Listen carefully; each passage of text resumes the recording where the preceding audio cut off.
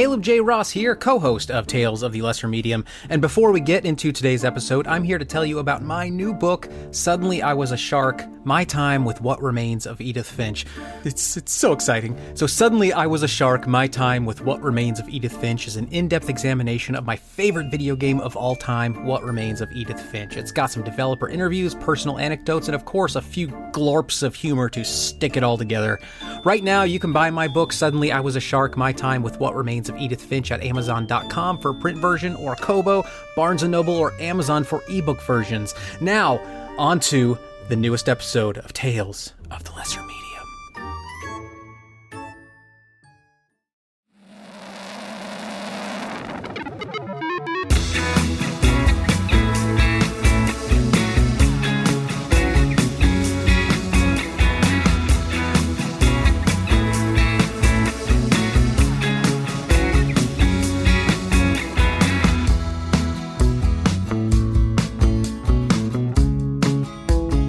Welcome to Tales of the Lesser Medium, a podcast that pokes fun at video game narratives. I'm your narrator, Caleb J. Ross, and I'm joined by my co-host. Okay, so in order to be prepared for this podcast and today's story, I experimented with just so many drugs, all kinds of, uppers, downers, sidewinders, sleuthers, kippers, yippers, blombs. I did them all. I even tasted some of the expired shit in my medicine cabinet. And I'm a little out of my gourd tonight, but I think I'll be able to add a little bit of context, a little bit of real world justification to today's outlandish narrative. I think. Wow, and that's that was my co-host, Travis Terry. Hi. Hello. Well, this is going to be a good one. It sounds like I'm going to have to be pulling all the weight this time. No, yeah. Yep. No, it's cool. Because I'm drug-free this time. As always, we'll be taking you through our favorite video game franchise narratives, interjecting with all sorts of hilarity along the way to make you laugh and to make us do what needs to be done to get Bowser's castle back. Look, I know he's a terrible guy with a long history of violence against everyone and creepiness against Princess Toadstool, but come on, his tank-like build should be good for ramming through locked doors in some hypothetical adventure we might be talking about soon. I don't know. Soon, as in right now. Yeah, awful guy. You know what, though? Hell of a golfer and cart driver, though. You wouldn't expect it. And according to Odyssey, snazzy dresser. The white suit, top hat, it looks really good on him. Looks really good on him. Now let's get back to that adventure we're going to be taking right now. Let's talk about Super Mario RPG Legend of the Seven Stars for the Super Nintendo Entertainment System, released in 1996. Now, with a franchise as long-running as Super Mario, it's difficult to summarize the history in a way that both respects that history while also remaining brief enough for this intro to actually still be considered an intro. So here's kind of all you need to know. Super Mario games generally throw together a group of well-known playable characters, each with well-trodden mechanical strengths and weaknesses, and these games ask the player to maneuver through a world of platforms and traps and enemies, leveraging unique character abilities to do so. And the inciting incident to all of this platform hopping, trap avoiding, and enemy bashing zaniness is usually a large dinosaur creature named Dennis Hopper, often played by Bowser or King Koopa. Yeah, and when Dennis Hopper played himself in that 1993 masterpiece of a movie, I remember thinking, man, they really jumped the shark. But turns out they nailed it. He nailed it. Everyone really came together to make an amazing feature-length film based on the Mario universe. Huh. You saying that, I kind of just realized why Dennis Hopper was cast in that 1993 Super Mario Brothers movie. See, his name was Hopper. And they needed someone who had built-in resentment toward anyone else with names that imply jumping prowess, like Jumpman. Oh, I see. Kind of like how Christian Slater only plays roles where he schedules stuff. Yeah. Or like how Christopher Walken only plays roles where he moves forward on two legs. I've noticed that. Yeah. Every movie. Name one he doesn't. I can't do it. No. So remember when the back to the whole Dennis Hopper thing, because I don't want to let up on that. I think there's a connection here that I really want to hammer home. Because we have to remember when that Super Mario Brothers movie came out, Mario was only like a few years removed from being called Jumpman. All right. Also, and I don't think this is a coincidence, But Dennis Hopper was in the 1986 Western movie Hang 'em High, right? High. And that movie needed a Hopper with a title like that. Right, yeah. I remember he was also in Easy Rider, where he hops onto a motorcycle, rides on out west. Absolutely. And I'm not super familiar with Dennis Hopper's catalog, but according to this logic train we're on right here, we can also assume he was probably in like Air Bud. Probably. Maybe in The Big Bounce. Mm-hmm. That's a movie with hopping, 21 Jump Street. Ooh. And let's say probably Schindler's List. I mean, there's no jump pun in there, but it seems like the kind of serious movie he was probably involved in. Yeah, probably. You know, I don't watch a lot of movies. And if Dennis Hopper was known for anything besides hating his role in that nearly perfect Mario movie from the 90s, it was also being in other super serious movies like the Texas Chainsaw Massacre 2. Just steals the show, that guy. Let it be known that I'm pretty sure Travis Terry said that the Texas Chainsaw Massacre was as important as the Holocaust. I said Texas Chainsaw Massacre 2. Oh, yeah. Well then, yeah, of course. That makes sense then. Yeah. All right. And I'm really, honestly, if I can give people a peek behind the curtain here, I'm really hoping Schindler's List has something to do with the Holocaust. There's just like a kernel of my memory that's like, I think. Pretty sure like, it does. Camps or something was in there. Can we both admit right now we've never seen it? Yeah, let's do that. Yeah. We prioritize the 1993 Super Mario Brothers movie. That's the way better 93 movie. Yeah. All right, let's jump into it while we still have a segment of the audience with us, but maybe not a segment I want to be along with us. But all right, you know what? We're all friends here. Super Mario RPG Legend of the Seven Stars doubles down on highlighting the character strengths and weaknesses of Super Mario games to deliver a turn-based action command battle system RPG from none other than the king of 90s turn-based RPGs, Square Enix. At that time, just called Square. Probably because it wore glasses and had a pocket protector. A real pager on the hip energy, those guys. Got him! Got him. Fucking Square. In Super Mario RPG, the tropes are all here. You know, Mario jumps, Bowser is super strong, and Princess Toadstool hits people with a frying pan because, you know, sexism. Seriously, she's never had a frying pan ever before in any game that I'm aware of. There's no non-sexist reason for her to weaponize a cooking utensil. Also, she's a princess. She has chefs working for her. Right. You know? By that logic, any of the other characters would make more sense to weaponize a frying pan. I wouldn't be surprised if Square originally had scripted a scene involving Bowser and Mario like butting elbows and calling Princess Toadstool like a crazy broad, you know, and commenting on those gams on hers. Wowza. Oh, wowza Bowser, yeah. Oof. I mean, not to say that like getting domed with a frying pan probably super fucking hurts. Like it's not your fault, frying pan. We're not talking about you, bud. You bring a wallop. That is true. Sexism aside, still probably a pretty good weapon. Makes sense. Yeah. Maybe she's just smart and she's not the victim of sexism. Yeah. You never know. Does that make me sexist that I didn't think of that first? Yeah. I don't know. Okay. All right. So we got people who love the Holocaust and sexist creeps on board with this episode still. Not me. I'm kind of regretting that I was the one who scripted this one. I wish this one was yours. This is not I only script the good ones. All right. Well, that's probably going to hold true. Let's see. So Super Mario RPG is also the precursor to the future Paper Mario series of Mario-themed RPGs. And this intro has been the precursor to this episode of Tales of the Lesser Medium. All right. Now everyone knows who Mario is now? Okay, good. Just catching everybody up.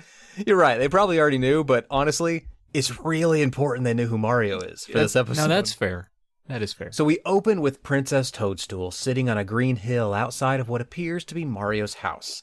Now, I make this assumption because the house is totally decked out in plumber chic. It's got a freaking green pipe for a chimney. And it's also called Mario's Pad, which is a much bigger hint. Ah, yeah. It seems Mario has completely given up on the idea of ever getting back to Brooklyn, and that seems weird now that I think about it. Has Mario ever tried to return home? Or did he essentially do what I almost did when I got separated from my mom at Walmart when I was a kid? Well, I haven't seen my mom for about 3 minutes. I guess I live here now, where all my neighbors are 6-packs of men's socks. Hey, that's a soft neighborhood. It's not bad. I remember Who do I go to borrow sugar from? Oh, that's a good point. I guess you could just steal the sugar from inside Walmart. Always a possibility. That's a good idea. I got separated from my dad at Walmart once, and I was like, oh, well, guess I should go stare at the Trapper Keepers until I die of thirst. I didn't really have a plan. Your plan was the worst plan. It was to not look elsewhere. To look at one spot where your dad could never be. Like, unless he's like here eventually. An old overdue homework assignment, then maybe he could be there. So Princess Toadstool's hanging out with some butterflies that through a squinted eye look kind of like regular flies. like the game is trying to tell us that Princess Toadstool smells bad. Yeah. I mean, they could have also just been flies that were dipped in butter. Oh, okay. I guess they could have been. That seems like the kind of logical pun that like Square would build enemy concepts around. So, all right, I'll buy it. Well, all that probable stink must have lured out the insanely inept kidnapper Bowser. Did Bowser maybe consider kidnapping someone else this time? Maybe someone who doesn't have a super-powered hero of a best friend? Nah. See, Bowser's got a type, and he ain't expanding that type. He likes stinky princesses who wear tiny crowns. So he kidnaps Princess Toadstool yet again. All right, it might be the drugs kicking in, but I have thoughts. I have a lot of thoughts, all right? Because I've always found it weird that Bowser, he fixates so hard on kidnapping Peach. You know, kind of like Ganon does with Zelda, right? I mean, no means no. We get all that. No means no. But also, after Mario comes through, invades your castles, and kicks your ass time after time, what's the point? What's the fucking point? What leverage do you have? But then I fucking think, what if What if he likes getting stomped by Mario? Like, literally, that's his kink. You know? Those dudes who like getting, like, kicked in the nads, stomped on by heels. You know, he's into that, but specifically from fat, hairy plumbers. You know, maybe he's not after Peach, but he's after Mario. Then you say, why trick him, right? Why not let him find his princess in the first castle so he can get his kinks off sooner rather than later? And my argument for that is, he likes it when Mario's a little sweaty first. Huh? Whoa. So was that from, like, the Sidewinders? Yeah, oh yeah. Or was that from the... 100%, the Sidewinders, whatever those are. Wow, man. I think it makes sense. Oh my God, it makes sense. Think on that for a while. I want to hear more of this Trav mode here in the future. You never know what's going to kick in. It could be at any point in the episode. So, cue that superpower best friend Mario that I was talking to. Mario to the rescue. And what turns out to be kind of one of the fastest rescues ever in a Mario game. Meaning, it's also one of Bowser's weakest kidnappings. I mean, Bowser's just getting really bad at his only job. Or Mario got sweaty quicker this time. All right. Mario follows Bowser and his stinky victim, Princess Toadstool, to Bowser's Keep, where Mario doesn't have to battle through 8 worlds of Goomba nonsense before the final rescue battle. Nope. This time, Mario pretty much just walks over to Bowser's castle and knocks on the door and enters the castle foyer for the final boss battle. Seriously, they even fight atop 2 ornate entryway chandeliers. Chandeliers, you mean? Yeah, but see, I'm trying out a fancy pronunciation. Oh. So the battle atop the chandeliers ends with Bowser defeated and Princess Stinky rescued. Roll credits, right? Right. Not so fast, dummy. Whoa, dummy. At that moment, the castle begins to shake, and out of nowhere comes a giant sword named Exor. The sword slams down into Bowser's castle, causing the ground to shake violently enough to send Mario, Bowser, and Smelly Pink Lady flying. Wow, man, that's going to do a number on your, what was it there? Chandelier. What is it? Chandeliers. Chandelier, that's going to do a number on those. Yeah, I recommend you throw that out next time you're at Lowe's and see how long it takes them to admit they have no idea what you're talking about. Because those people love pretending that they know what you're talking about. They're as clueless as we are. They are. Huh, I'll try it. Yeah. Mario cannot find Princess Toadstool and so assumes she is still back at the Bowser's Keep grounds. Mario returns to the scene to search for the princess, but is told by Exor. Yeah, Exor's also, he's a talking sword. Not just a regular big sword. He's a big talking sword. Wow. That the castle now belongs to the Smithy Gang. The sword then does some magic to destroy the bridge leading to Bowser's Keep. Wow, the Smithy Gang sounds like a group of soot-covered Irish kids from 1800 who spy on people shitting. Look out, it's the Smithy Gang. Pull up your trousers. I don't know. Apparently this is like a bathroom where there's 2 toilets, because that person was talking to somebody. They were talking to somebody, yeah. There's always a spotter. It was the 1800s, after all. Toilets were dangerous back then. Oh, yeah. Well, this must be the end for Mario the hero, right? I mean, who could possibly cross a large gap in the earth? Sure, I mean, maybe if Mario was good at jumping. But that must not be the case here. So Mario returns to his pad, ready to accept his new princessless life.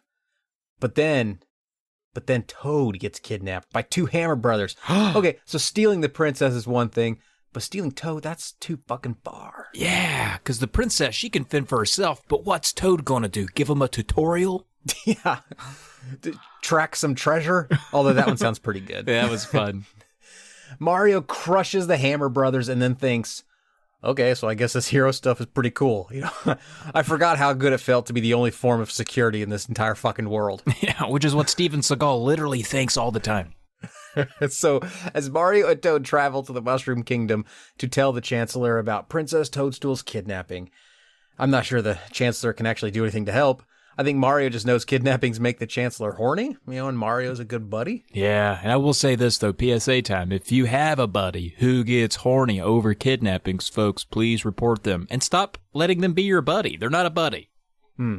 So, are you saying I should report them, immediately? I mean, within a couple days. Oh, okay, good. So we can finish this podcast then. Yeah, okay. So, I've seen your picture book of kidnappings. I don't know, man. You happen to catch them all right in the act, and you're a very good detective somehow. You're there every time, but you're never the one doing the kidnapping. It's it's weird, man. Right? Use your powers for good, not for pervy stuff. Got it. Note taken. Once at the Mushroom Kingdom, before Mario can reach the Chancellor's residence, a citizen plays a bit of a trick on old Mario. He yells to Mario, "Hey Mario, look what you're standing in!" Which prompts Mario to jump. Aha! In reality, it prompts the player to make Mario jump. Mechanically, this is just a clever in-world way of showing the player that they can make Mario jump outside of a battle. Narratively, it establishes that Toad people are fucking assholes. I mean, it's a pretty good gag, though. I might start doing that, because, everyone's going to look down, right? Hey, look what you're standing in. What? Shoes! You're standing in shoes. All right. Do you always bank here? Fresh from getting owned by the asshole Toad, Mario rushes to the Chancellor's residence and immediately describes the recent battle.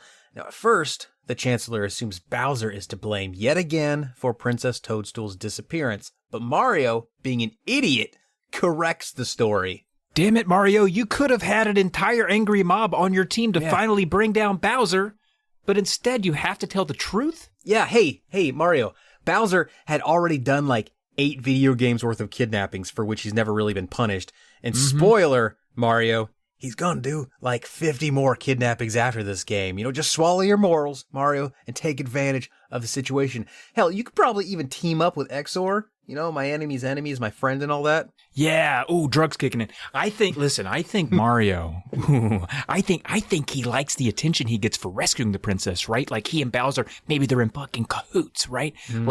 He's like, I'll come rub my dirty, sweaty plumber feet on your face if you steal the princess, so she'll see me as a hero and not just some plumber who hardly ever plums. I'm onto your shit, mustache. Well, but no, Mario doesn't do that. Mario, he practically begs the Chancellor to let him save the day yet again. If not burdened by the lives of literally every being in the Mushroom Kingdom, like you said, what even is Mario's purpose? You ever see a toilet or a sink in the Mushroom Kingdom? No, you haven't. No need for plumbers in these parts. The Toad people, they don't poop. And therefore, they have no need for sinks to wash their hands. Probably didn't need to really explain that sinks were for washing hands, but I wanted to just in case someone didn't know. I'm going to thank you for it. You're welcome. And in what you said, exactly, because the plumbing, I swear to God, the plumbing is some weird fucking front for the mushrooms he deals them out of a van somewhere in Brooklyn. He does. Mm-hmm. We're all just living in his hallucinations. Trust me, I've been there. I've been on the shrooms, the yippers, the kippers, the bloms. There's no princess, all right? In the real world, that's Wanda. That's Wanda, his longtime fuck buddy and strung out lady of the night she's at the whims of her pimp. That's Bowser, right? Get this, put a pin in that, get a piece of yarn, sling it down left because Bowser, listen, Mario's got a crush on Wanda, all right? And he tries to get Wanda off the streets and off the hard stuff, right? He cares about her.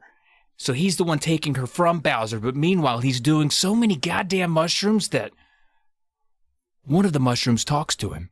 Oh, shit. Yeah, that's right. He named that mushroom Toad because that's what it tasted like when he licked the head of it. God damn it, I'm onto something!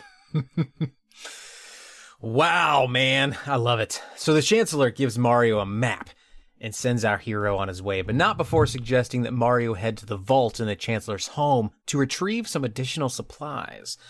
One of the items is a coin.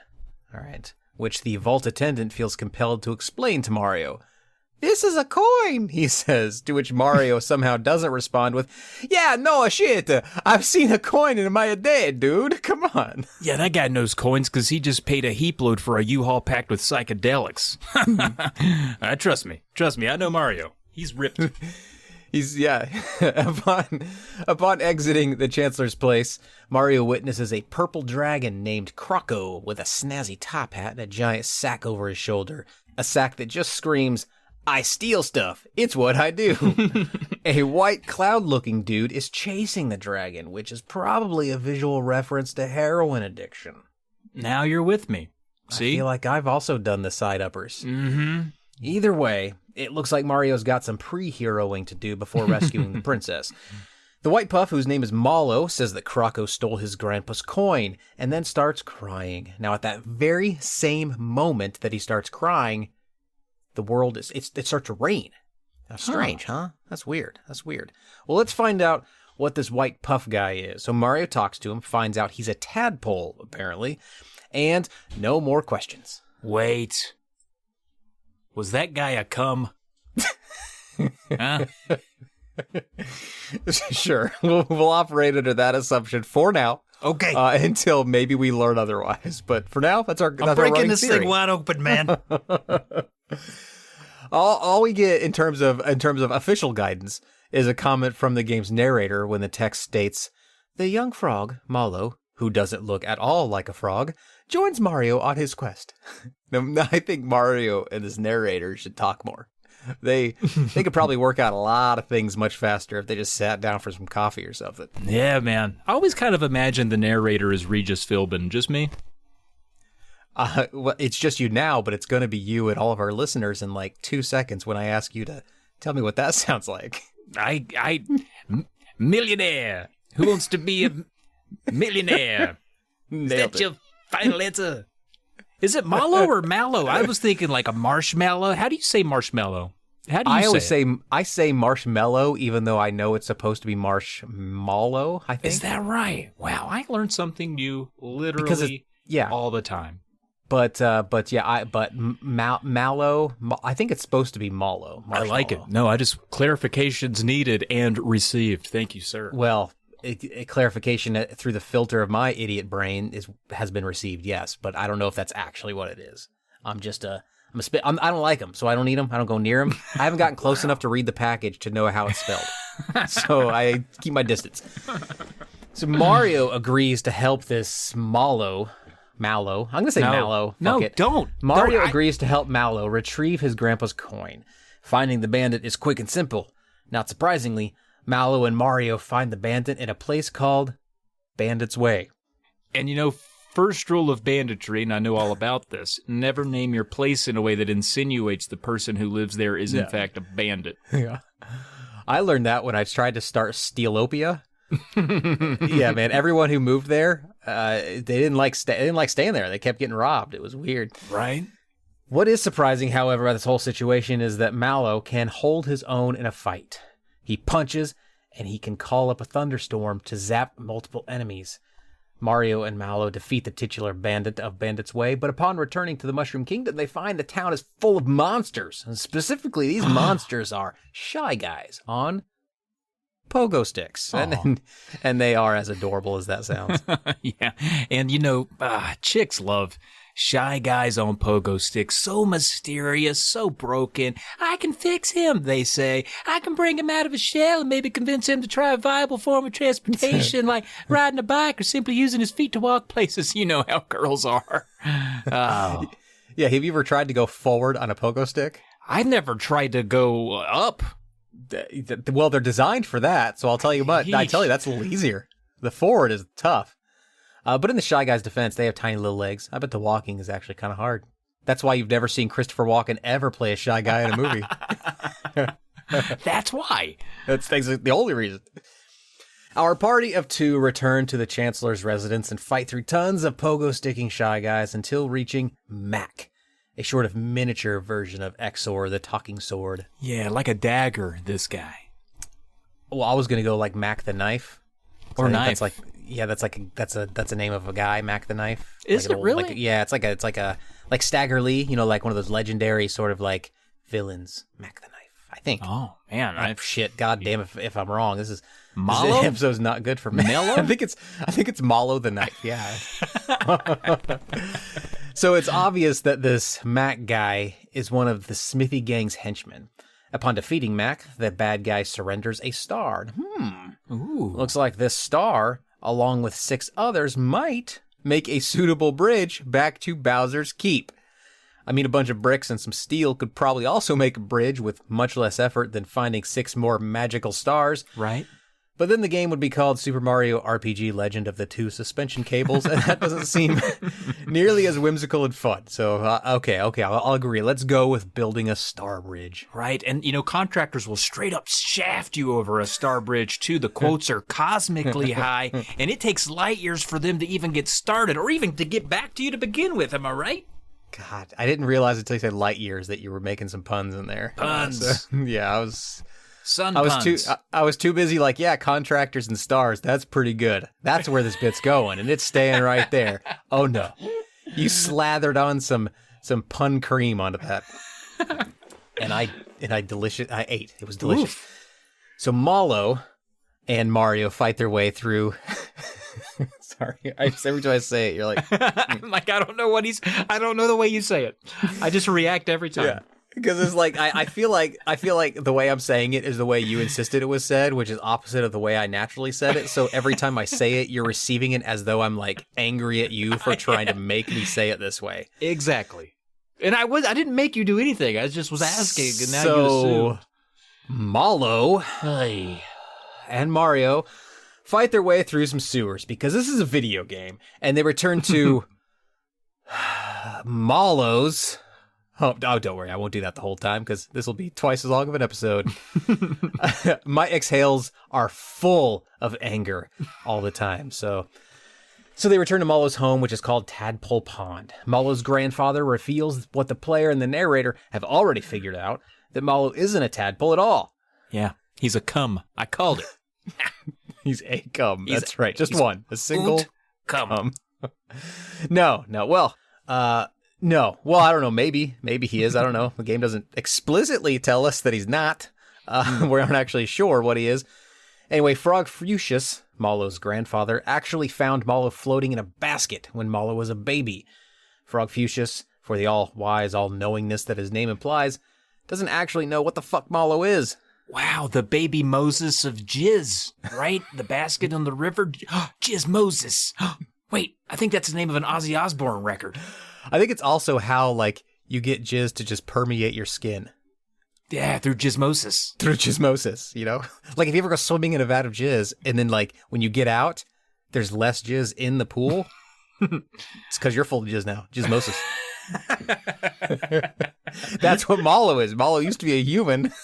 You know, this common scenario we find ourselves in. Yeah. If you've ever wondered why that happens, that's... Yeah. Caleb knows why. Yeah. You find yourself in a vat of... I mean, you're not going to find yourself in like a pool of cum. It's going to be a vat. I just like how people just find themselves there. That's my favorite part of the whole thing. You just... Wait, hey, who? What happened? Oh, it's one of these situations. I hope I don't trip and fall in. I'm pretty dehydrated right now. There's a good chance I'm going to bloat up pretty quickly if I do. Is this the Beyond of Bed Bath & Beyond? How'd I get here? Excuse me, sir. Can you direct me to the gizmosis aisle, please? I need one cum. Do you have that? Is that okay? So yeah, it's true. Even Frog Fuchsius has no idea what the hell Mallow is. Mario, though, being helpful that he is, he then suggests that maybe Mallow is, quote, a fat piece of shit. He and Frog Fuchsius then laugh and high-five for several minutes while Mallow cries, another one of those sad boy thunderstorms. It's great. It's a great scene. Okay, that insult doesn't happen. But we're all thinking it. We were. We were, and I gotta say, man, I love, Sad Boy Thunderstorm sounds like a band that the Shy Guys would listen to while they mope around on their pogos. They do call them pogos for short. Yeah, when you're in the cool pogo stick clique, you gotta call them pogos, man. You got to.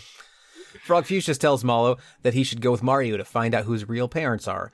Mario, for some reason, doesn't interject and tell Frogfucius that he's kind of already doing a thing and doesn't really have time to help this not tadpole find his parents who never really wanted him in the first place. Dude, I mean, I think it's adding up.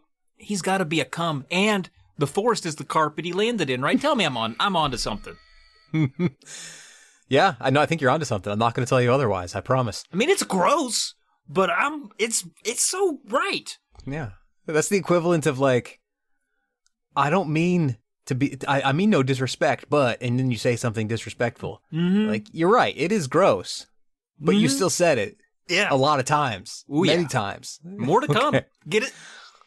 All right, off they go, deeper into the swampy bramble that is the fadge carpet that he landed in, fighting bad guys and leveling up until they happen upon a small clearing where Bowser is in the middle of training a small army of his remaining underlings. They're prepared to take back Bowser's castle from Exor, but instead of interrupting Bowser right then and having a bit of a conversation, Mario and Mallow just let them walk away. Mallow's got his own selfish-ass quest, so tells Mario that they should move along all, nothing to see here style, and so they head for Rosetown. Huh. Interesting. It's really weird. So they reach Rosetown to find that it's under attack. The sky seems to be raining arrows down on the citizens. When struck by the arrows, the citizens become paralyzed. And that's awful, unless you have a roof, which these citizens do. But for some reason, they feel like walking around outside in the poison arrow rain instead like dumb pieces of shit. Margie, get out here, look! There's a bunch of arrows. They're on the way to say hi. Hi, arrows. I'm Stanley. This is my wife, Margie. Margie, go get our children. We need to introduce them to the heavenly nebula. I feel bad. That sound like Margie and Stanley sound like good people. Margie, put the kids back inside. They're not friendly. Well, Mario and Mallow ain't dummies. They escape to the town's inn. Upon entering, they interrupt the innkeeper's kid named Gaz, playing with Mario, Princess Toadstool, and Bowser dolls. Now, in this world's lore, Mario is a hero, and everyone who meets him, including Gaz, asks Mario to jump to prove that he really is the world-famous Jumpman. Now, it seems patronizing, but I get it. Yeah. I once met a guy who claimed to be my dad, but I was skeptical. So to be convinced, I asked him to divorce my mom when I was 5 and then do a bunch of cocaine. Turns out it wasn't him. Wait. Who'd your mom divorce? I don't know. Wow. I haven't found him yet. It's weird. I know. I asked her once and she's like, I don't know, man. So Gaz ropes Mario into playing with him. But Gaz gets a bit rough with his doll play. Gaz pulls out his favorite doll, a character named Gino, and pantomimes a fight scene with the Mario doll, who is, in this snapshot of existential crisis, being held by the real Mario. Wow. And Gaz plays so hard that he accidentally knocks Mario out cold. And then we fade to black. No amount of drugs was helping me with this one, man. I mean, I wish I had a half-cocked, half-brained theory for this, but extreme doll play with the grown man you just met feels better left in the hands of a psychotherapist. I gotta bow out. I'm sorry. While Mario is knocked out and everyone else just left for some reason, a magical star flies into the inn and imbues the Gino doll with life. The now-alive Gino just sort of wanders off into the forest. I mean, what would you do if you were a doll that just came to life? I don't think wandering off to the forest would be the first. It might be like second or third thing. I think the first thing I'd do is like wonder why my crotch area has all the stitches ripped out of it. I mean, that's worth thinking about, right? Yeah, I'd ponder that one. Yeah, I'd ponder it, but then I'd quickly try to forget it. Yeah. That's true. But maybe you could because hopefully maybe you don't have a brain. Like you just came to life. Doesn't mean you have a brain. That's right. Maybe it's like a Wizard of Oz situation where like the Scarecrow was able to like not know that he was, toyed with, let's say, by all those farmers. What do you think farmers do with scarecrows? After they stick them in the ground, I'm assuming, or before? At any point. Oh God. Before, they got to stuff that straw in there somehow. True. So they do that. Uh-huh. And then they probably just high five him for a while because who else? I mean, they're like, yeah, man, I just got some. I mean, you were there, but like, I don't have anyone else to high five. So, and they're already kind of in a high five pose. So, I mean, oh man, you're probably double fiving them. Having a good time. Makes me wish I was like a game developer and I made a game about scarecrows because then I wouldn't have to worry about T-posing. Like that wouldn't be a bug I'd have to worry about ever. Yeah. Like, no, man, they're all scarecrows. That's what they do. It's a good idea. That one made me laugh.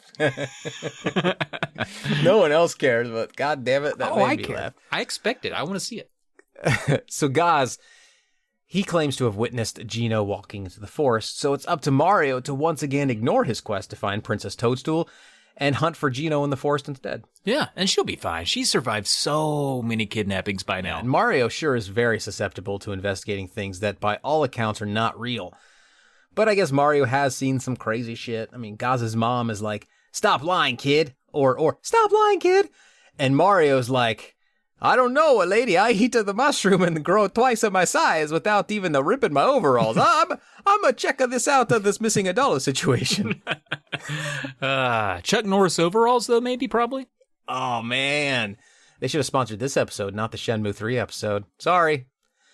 To which Malo should, of course, reply to all this. "Hey, what about finding my real parents, Mario, you bitch?" But Malo doesn't say that because he's weak. And mostly jizz. A little bit of human and then a lot of just bloated jizz. Once in the forest, Mario and Malo find the source of the raining arrows. A giant bow with googly eyes named Bowyer. That's right, not Bowser. Bowyer is just sort of climaxing arrows haphazardly into the sky for no apparent reason other than sexual gratification. Name a better reason. I cannot. Suddenly, one of Bowyer's minions arrives with the second of 7 stars, claiming to have found it in the forest. Now, this seems a bit suspect to me. Really? You just found the supremely powerful entity just lying there? If I was Bowyer, I'd be asking a few questions. All right, question number 1. Look over there. You see that weird-looking, poofy white guy? It's cum, right? Just one, though. Huh? Hey, where'd you really find that star? Yeah, come on. It was just right next to the Gizmosis in the Beyond section. But before Bowyer can claim the star from his minion, Gino jumps in to demand the return of the star. What? The return of the star? The return of the star? The return of the star. Sounds like this Gino character knows some plot-critical stuff. Huh. Well, I sure hope he survives his confrontation with Bowyer so he can relay this critical information to Mario and Malo. Shit, me too. Yeah. So Gino survives this battle and relays some critical information to Mario and Malo. The stars are part of a land called the Star Road. When someone wishes upon a star, the Star Road is where those wishes go to be granted. Unfortunately, when Exor came crashing down onto Bowser's Keep, he also crashed through the Star Road, meaning wishes can no longer be granted. Damn it. Seems like we all have to return to working hard for what we want. Yeah, and in this economy, no less. Minimum wage is still piss awful, and ascending the corporate ladder has never been more difficult. Ugh. No way, says Gino. Working hard is for suckers. We need to get back to a thriving wish-based economy. I'm in. Amen. Gino, I don't know why I said it like that. Amen. I was like, I'm in. Wait, amen. Both. Gino has come to the Mushroom Kingdom, inhabited the body of Gino the doll, and is on a mission to collect all of the 7 star fragments from the shattered Star Road and then, I don't know, glue them back together or something. Hey, Star Road contractor here. We'll have to use a special epoxy specifically for stars. It's gonna have to come from China, and with the supply chain the way it is, it'll probably take a while to get here, and then it's going to take 6 to 8 months to set. And, we'll go ahead. We'll back a truck into your yard now with just a bunch of shit on it you'll have to mow around, and we'll probably get started on the work sometime, looking like June of next year. I mean the next year. So are you going to reimburse me for all of the dead grass that's underneath all of that shit you left in my yard? You just made a driving away sound. Sir. That's what I do. Did you not believe I left? Usually I do that. People think I left. Oh, I didn't shut the door. Wait. Your car broke down. Ride away on a horse. Yeah.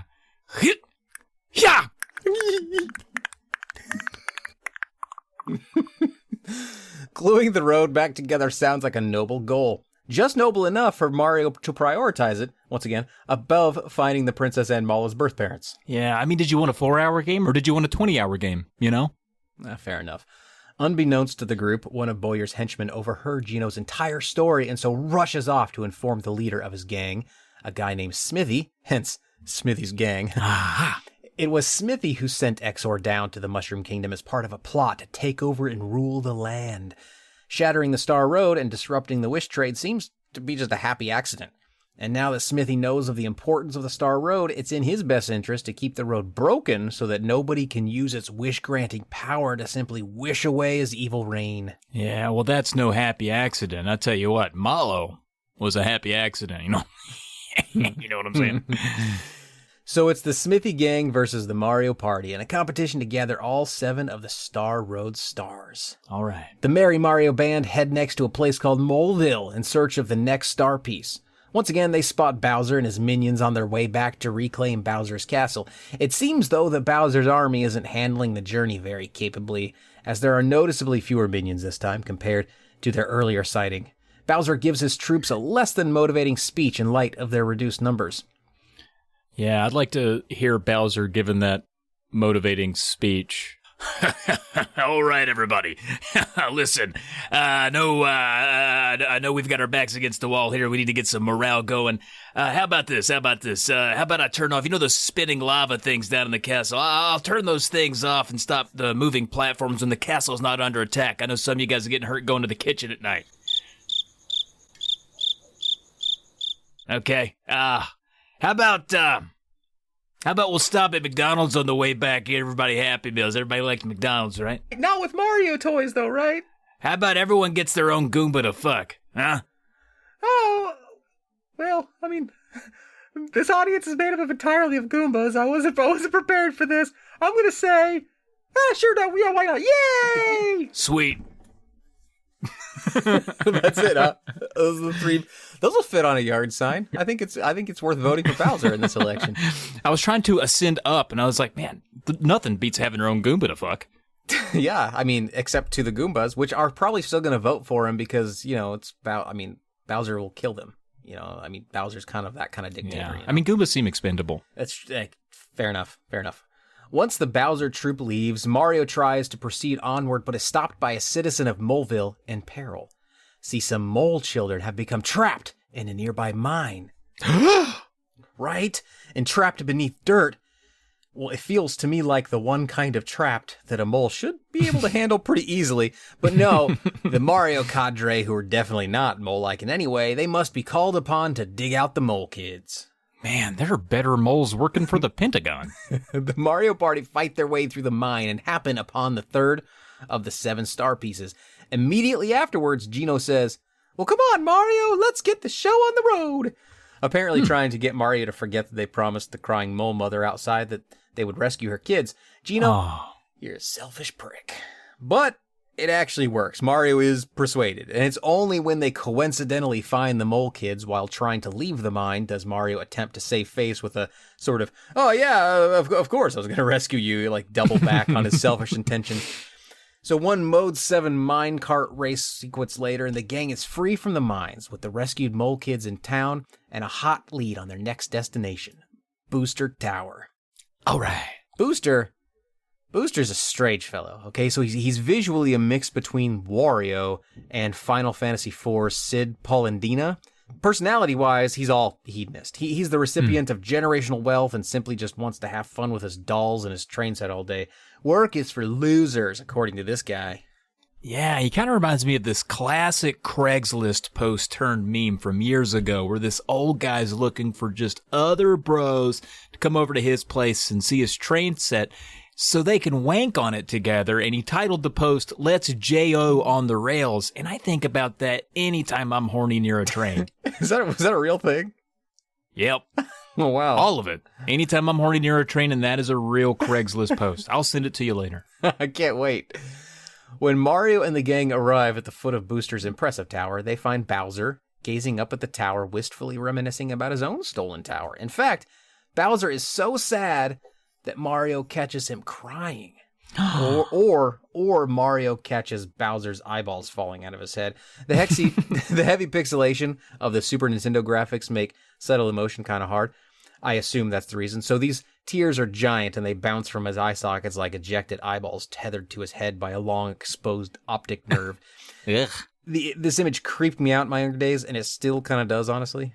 Yeah, it's weird. And poor Bowser, it really does suck to get caught crying around your nemesis. Yeah. Bowser, being the gruff macho dinosaur that he is, though, he tries to dismiss his emotions, but we know what's going on. So during this awkward exchange, the gang learns that Princess Toadstool actually hasn't been kidnapped by Bowser, but has instead fallen from the sky, following Exor's crash landing earlier in our adventure, and has landed atop a balcony at the top floor of Booster's tower. But Booster doesn't let her go, so he's basically just accidentally kidnapped her. Oops. And don't worry, dear player, the kidnapping is equally as perverted and predatory as any of Bowser's attempts. Oh, thanks. Booster, I won't worry now. Yeah, you're good. I know what you're in this game for. Booster, just like Bowser, has a bit of a crush on Princess Toadstool, and so he goes about courtship the way villains do, by force. There's just really no subtle way to kidnap it. It always just is what it is. We'll get there. Science will find a way. First cure cancer, then this is next on the list. I'm sure of it. Yeah, then sly, agreeable kidnapping. Yeah. See, you already have the name for it. That'll market well. Now with a shared enemy, Bowser joins up with Mario's gang to take down Booster. And it's weird just how cool Mario is with this team up. Mario has canonically been killed millions of times by Bowser. And here, Bowser uses his big, strong body to break down the door to Booster's tower. Oh, so all is forgiven then. Okay. Welcome aboard, you giant kidnapping perverted lizard. Yeah, but whoa. Getting flashes here. Okay. Oh, whew. Okay, so hear this. So I don't think his intentions are pure, right? He did it to show off in front of Mario, and because if he can get to Peach first, then he can kidnap her from Booster, and with Mario right behind him, the sweaty foot kink reward thing that he loves so very, very much will come in short order. I have theories. Wow. I think it was Bowser's plan. It's good. I like it. That's definitely the subtext of this entire game.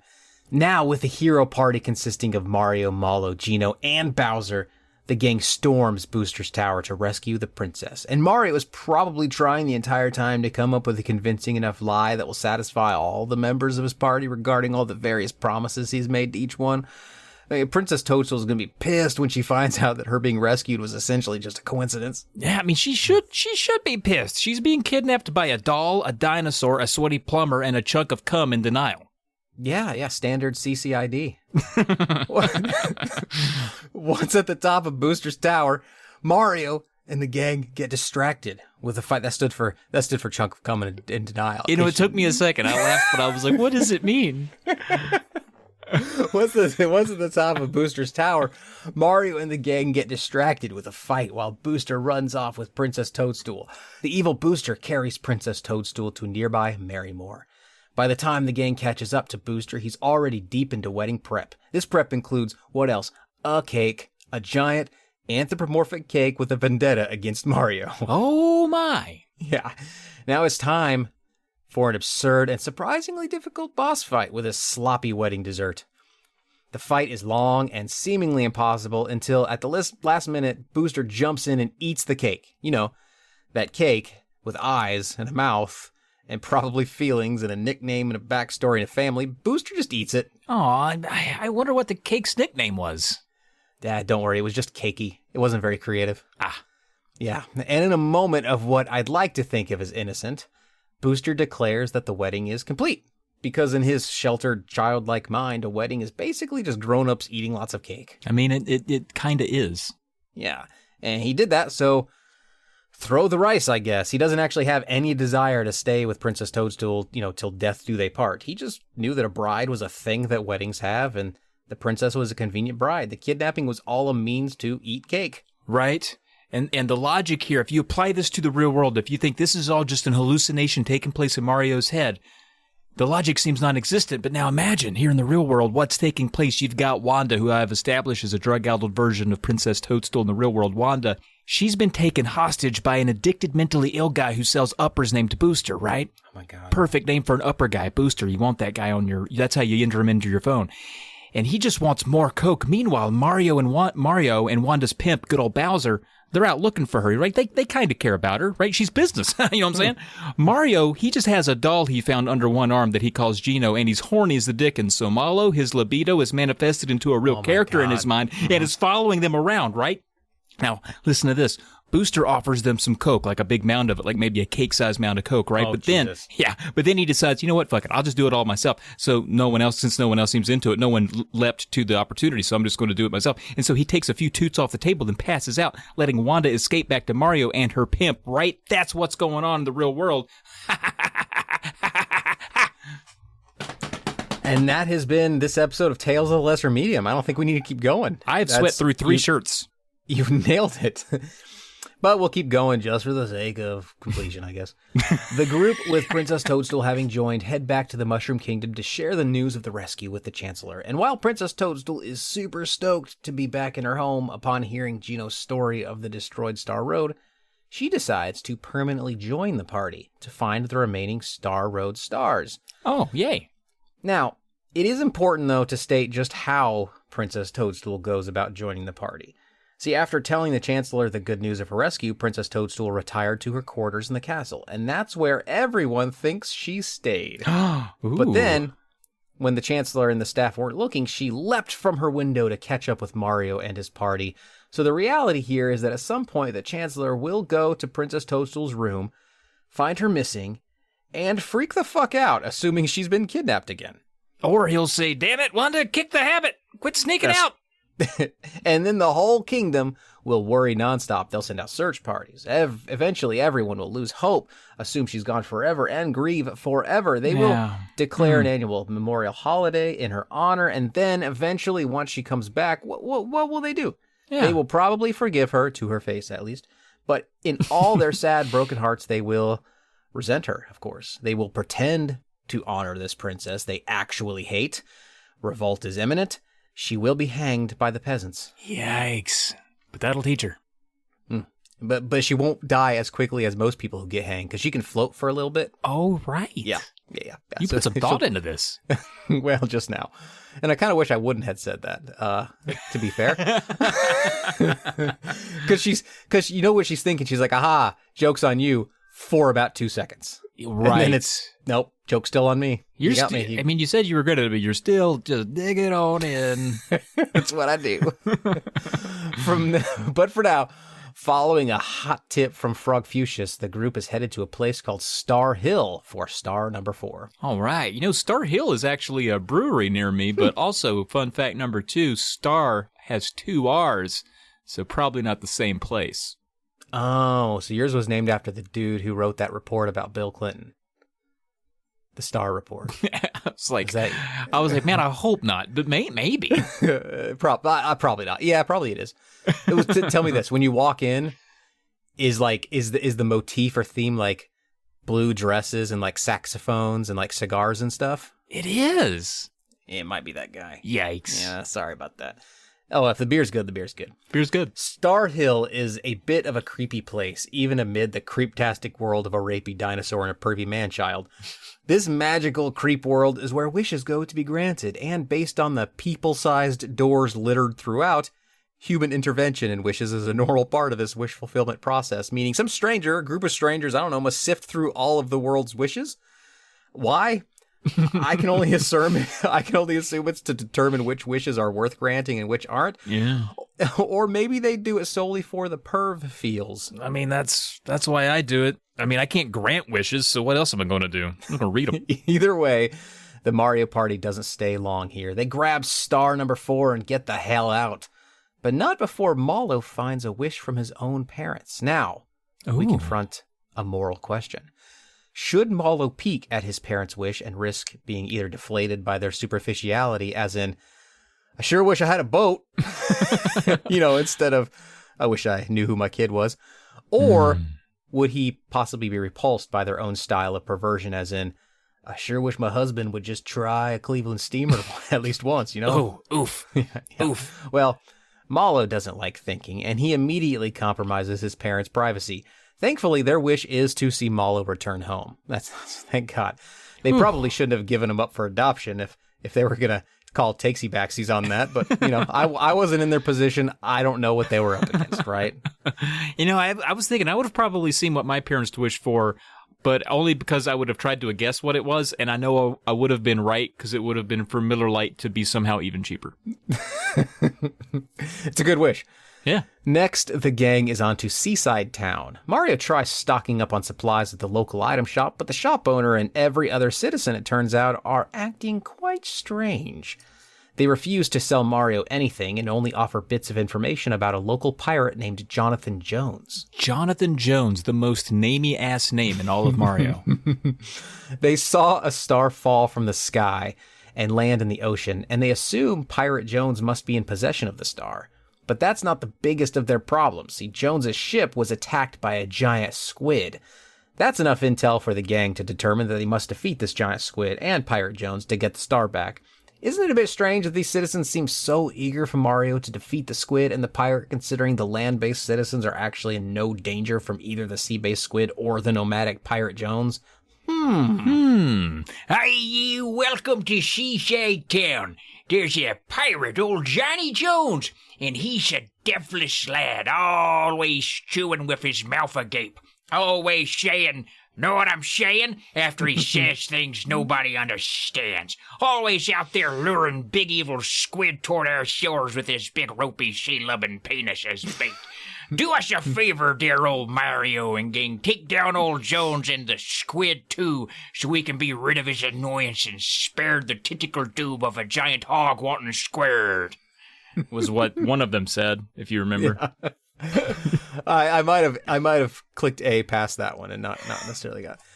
The gang doesn't ask questions as they need that 5th star, no matter what. They travel through a few whirlpools, getting themselves sucked down until they reach the bottom of the ocean, where King Calamari, the giant squid, is either crushing Pirate Jones's sunken ship to pieces or mounting it, also to pieces. Whatever the intent here, destruction or sexual gratification, the relationship is very one-sided. And so the Mario gang jumps in to help out. They forcibly remove King Calamari's phallus tentacles from the pirate ship holes, and then turn their turn-based anger toward Pirate Jonathan Jones himself. A short fight later, and the gang is now 5 of 7 stars strong. Sweet. Calamari's delicious. I haven't had it in a while. Oh, I agree. They return to Seaside Town to find that the citizens were in fact acting strange, and for a good reason. A member of the Smithy gang named Yardovich has disguised himself and his crew as town citizens and urged Mario to fight King Calamari and Jonathan Jones for the star piece so that Yardovich could then steal it from Mario. It's your literal, I don't want to get my own feet wet situation. And it works at first. See, Yardovich steals the star, but upon fleeing with it, he is stopped by Jonathan Jones himself. Now, Jones might be a ruthless pirate, but he respects the game, damn it. Yeah, know what he's saying? Yeah. He demands that Yardovich return the star piece to Mario because Mario won it in battle, fair and square. Yardovich refuses, of course, but Jones's blocking Yardovich's escape route is enough to force Yardovich to battle Mario, which he does, a battle which he loses. The Mario Party is back to 5 of 7 stars. Dang it. That's a good thing. Yes. There you go. Mario then returns to Seaside Town, rescues the real citizens who were locked away in a small storage warehouse, and gets a tip on where the 6th star might be. The gang is headed to a place called Land's End. So like a beach. We got to assume so. It'd be weird if it was anything but a beach.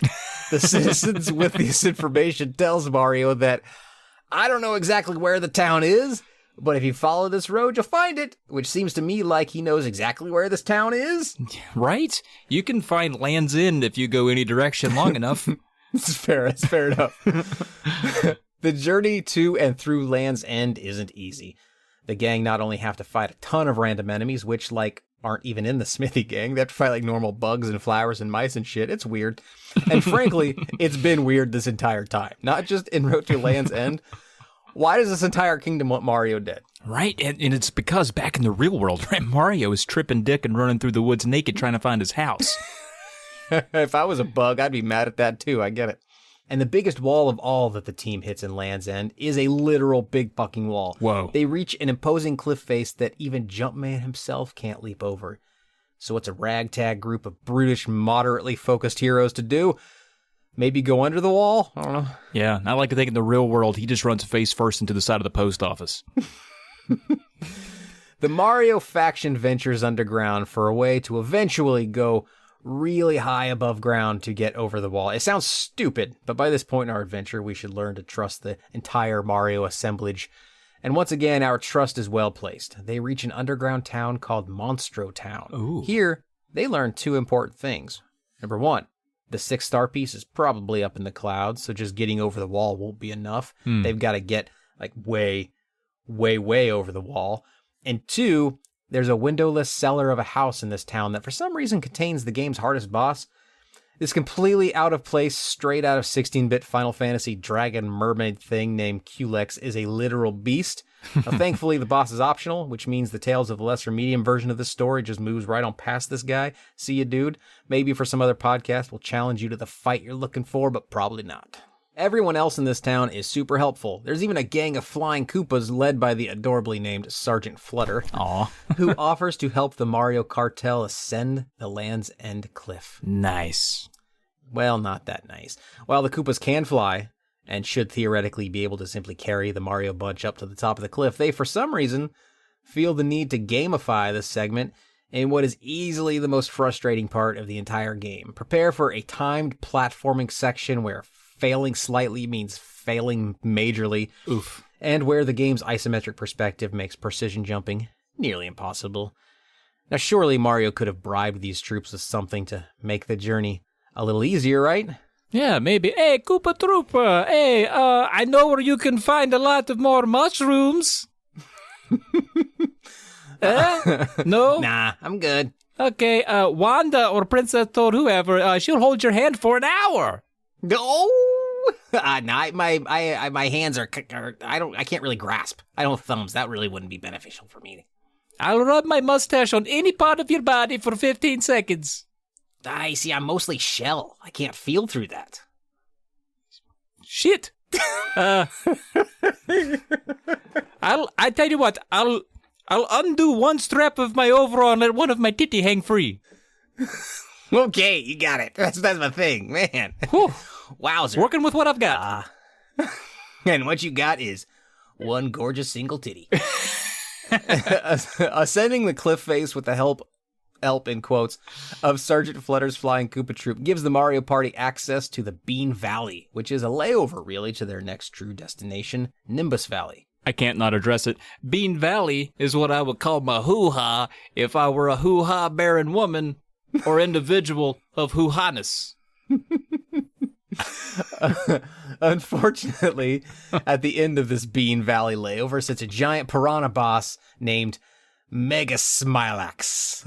And I only mention this boss's fight instead of just skipping right past it for the juicier narrative waypoint of Nimbus Valley to specifically call attention to just how much influence Square was allowed in this game. There's no more square-ass Square name than Mega Smilax. I can tell Square were just trying to force some sort of weird tech-inspired fantasy world patina into the Mario world. Why not a more Mario-sounding name? Right? Nintendo has done it before. Were the previous names not edgy enough, Square? I mean, what's wrong with previous Piranha names like Dino Piranha or Mom Piranha or Petey Piranha for inspiration, huh? Everything's wrong with them apparently. So Square, they went with Mega Smilax. God, dude, you make such a good point with that. And I mostly hate any name that Square gives anything in a video game, but I swear they could name the shit out of some heartburn medication. Oh, man, I kind of want to ask you to name several, but I won't. I won't put you on the spot there. Mega Smilax, that's easy enough. That's it? Just Mega Smilax is it? Yeah.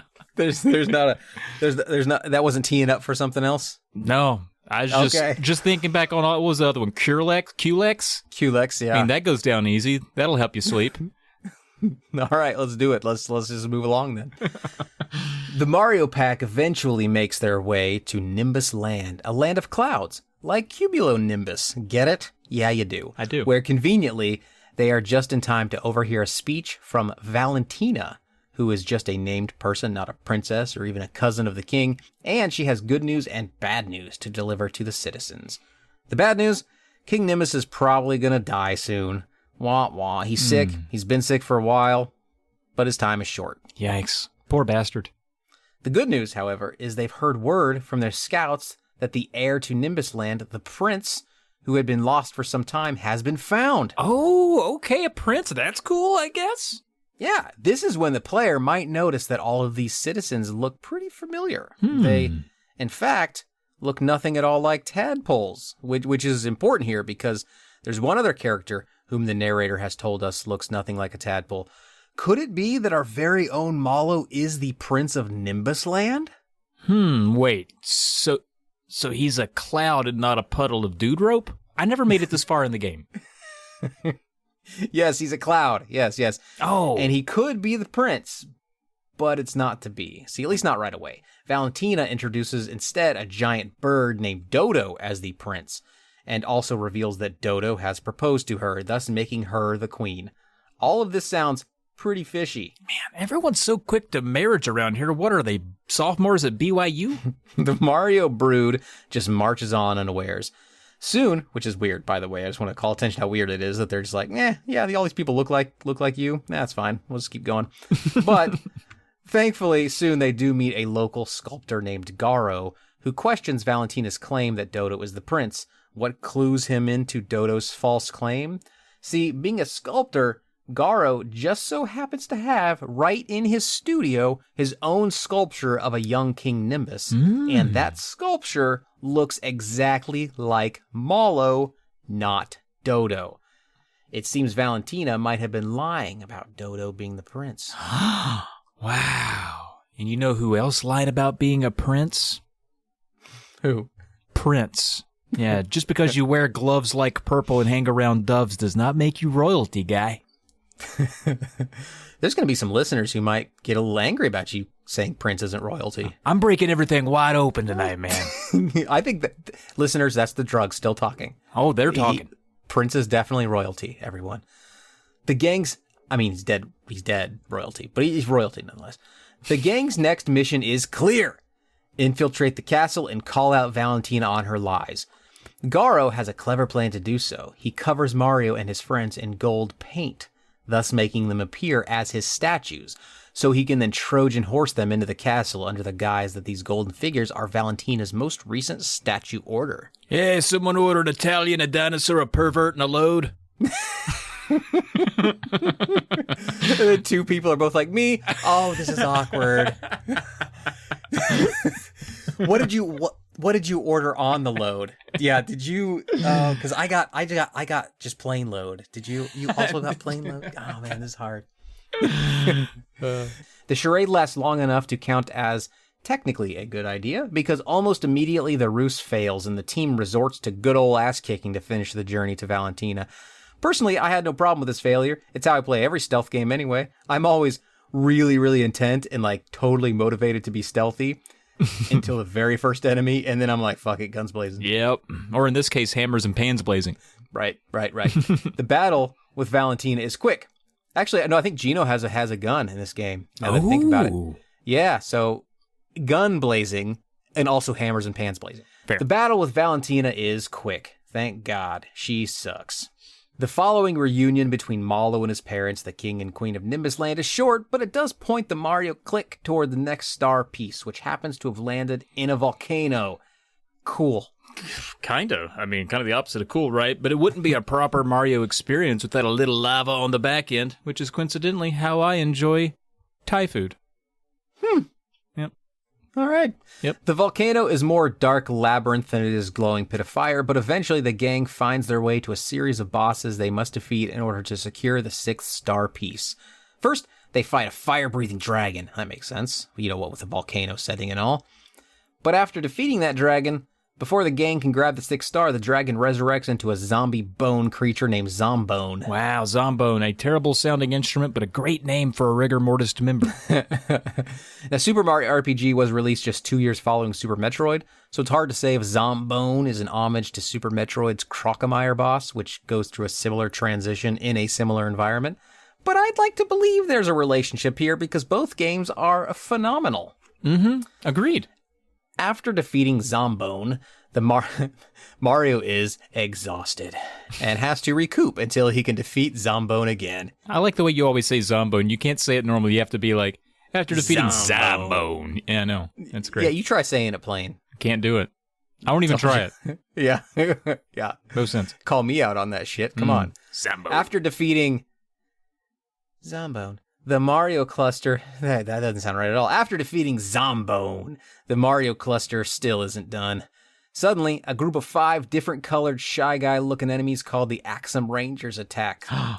Now, these guys are for sure an homage to other media, in this case, the Mighty Morphin Power Rangers, and they're a tough bunch. But ultimately, they do the right thing and die. Go, go, Axum Ranger! Oh. Now with 6 star pieces in hand, the gang returns to Nimbus Land, where they discover that Nimbus Land has a friggin' bus that can take them straight to Bowser's Keep. What? What? Now look, I know our mission has changed slightly since learning about the star's connection to granting wishes, but it would have been nice to at least have been given the option to skip out on fighting our way through an active volcano for the 6th star piece. Yeah, right? God damn it. Yeah, and so but once after Bowser's Keep dropped off at, I assume, the bus stop, they enter ready for a fight. But first, they must stock up on supplies. Thankfully, that rascally bandit we met earlier in Bandit's Way, Croco, has turned sides and is now willing to help you by offering his services as an item shop. Now, I believe the implication here is that you are buying stolen goods. But shit, we need mushrooms and flowers if we're gonna fight a giant sentient sword in a few minutes. We don't have time for morals, yo. Yeah. And I don't even have to make a big leap for this one. Back in the real world, we're literally buying stolen drugs at a bus stop. Those lack of morals not only allow us to buy stolen goods, but also allow us to continue murdering absolutely everything in sight, knowing full well that many of the asses we're tearing through here have been brainwashed. The game even tells us this. When this is all over and Star Hill's repaired, I'm going to start wishing that I didn't have to play games where we buy stolen things and use those stolen things to beat the crap out of gaslight victims. Until then, though, it's time to fight the sentient sword himself, Exor. And you know what? I'm going to stop doing all that stuff in real life, too, purely out of solidarity. Aw, thank you. Thoughts and prayers. Yep. I assume Exor is a squarified abbreviation of Excalibur, the famous sword from the legend of King Arthur and the Knights of the Round Table, which I guess makes sense. I mean, yeah. Exor has wedged himself into a stone castle, much like Excalibur into a large just stone. Yeah. Mario is kind of a knight, and so him removing Exor from Bowser's Keep is in light with the legend. But then, when Mario is just about to go full young King Arthur and unfuck this sword from the stone, Exor inhales Mario and his bros into his mouth. Weird. Transporting them, magically, to a production factory, where Smithy, of Smithy Gang fame, creates his nefarious henchman. Wow, well that was unexpected. Yeah, even in this game, okay. Now here in this factory, we see gray copies of previous bosses being produced by the hundreds. Wow. Things are going to get really bad if Mario and his band of spunky, amoral renegades can't shut this factory down. Hello, OSHA? It's me, Mario. The factory is basically a boss rush mode where Mario's team must fight all kinds of official factory workers, like the factory's clerk, the manager, the director, and even the factory chief. Huh, I've never heard of a factory chief, but it is a great name for an industrial metal band. Yeah. Finally, after rubber stamping the appropriate requisition forms in triplicate and then submitting them to Marjorie in accounting along with all of their asses on a platter, Mario and his sisters fight Smithy. The boss fight goes on as most Square boss fights do, that being poorly for me for the first 500 tries. Amen. But finally, Mario weakens Smithy to such a state that Smithy gets super aggro. Ooh. So aggro, in fact, that he slams his hammer down on the floor several times. The player thinks this is Smithy conjuring the energy for a new form, but no. Instead, in a truly hilarious turn, Smithy's hammer smashing causes the floor to break because remember, in this game's timeline, the floor was only constructed yesterday, and the concrete hasn't set yet. The floor opens up, sending Mario and his pals and Smithy to the Dark Factory 4th floor below. That is the actual reason given in the game. It's awesome. Hey, it's me, the contractor. Hey, I told you guys this concrete would take a few hundred hours to set. Now, we could get back in to reapply the concrete. We'll have to back our truck over your mailbox a few times, leave some cigarette butts all over your yard. We could probably get started on Tuesday of one of the next few Novembers. You use Discover. Asking if someone still uses Discover is the most concerning part of this whole thing.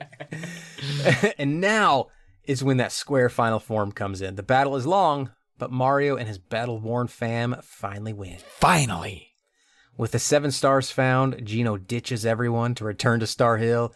Mario, Mallow, Bowser, and Toadstool, and the spiritless husk of a doll that was their friend Geno just a few seconds ago, all return to the comfort of their own world, and Exor just sort of dissolves into the air. Wow.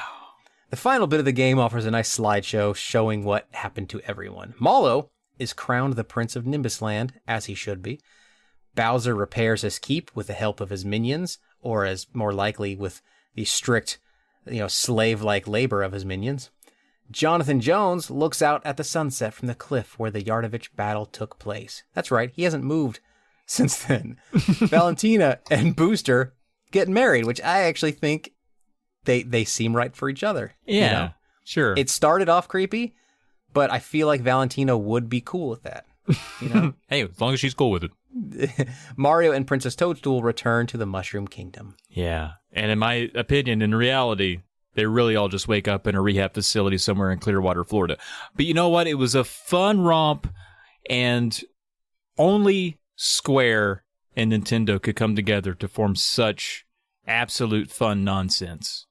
Yeah, and it's so sad that there will probably never be a Nintendo Square pairing ever again, considering Square's pretty strict alignment to PlayStation, which is really sad because in my mind, I don't think any of the Paper Mario games following this game ever really matched the magic of Super Mario RPG. That's my own opinion. It might be an unpopular opinion, but it is for me. This game is just near perfection.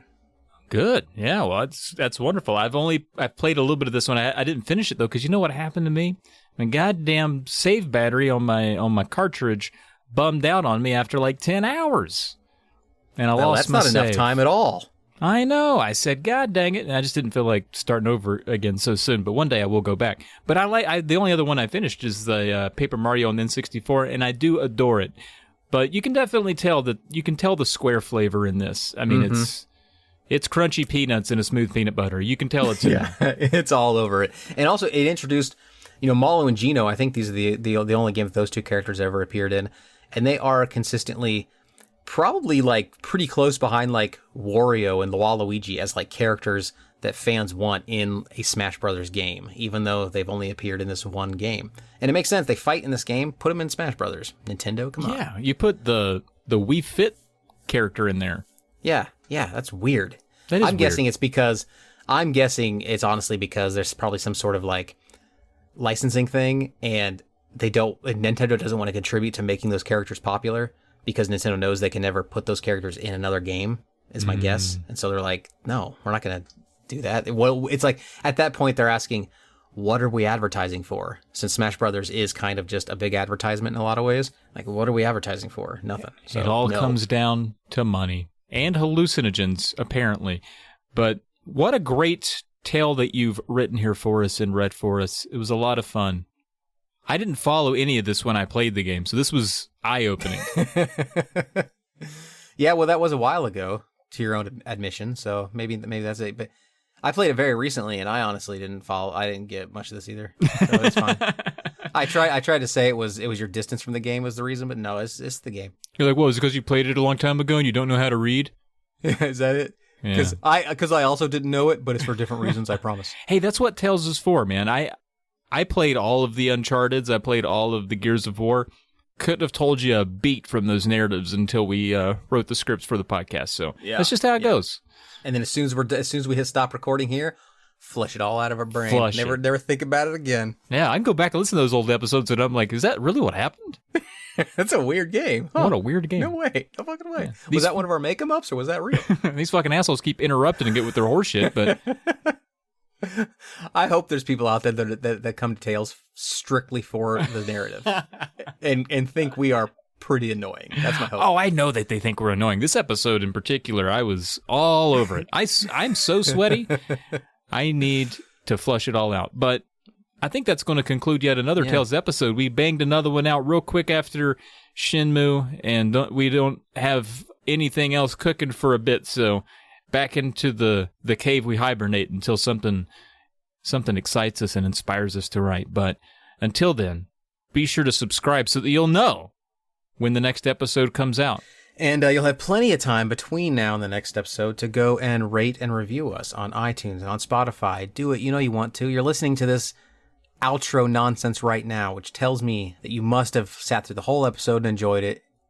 Please show us that you enjoyed it by rating us and reviewing us. Or if you just want to say hi, that also makes us feel good. Yes. You can reach out to us on Twitter.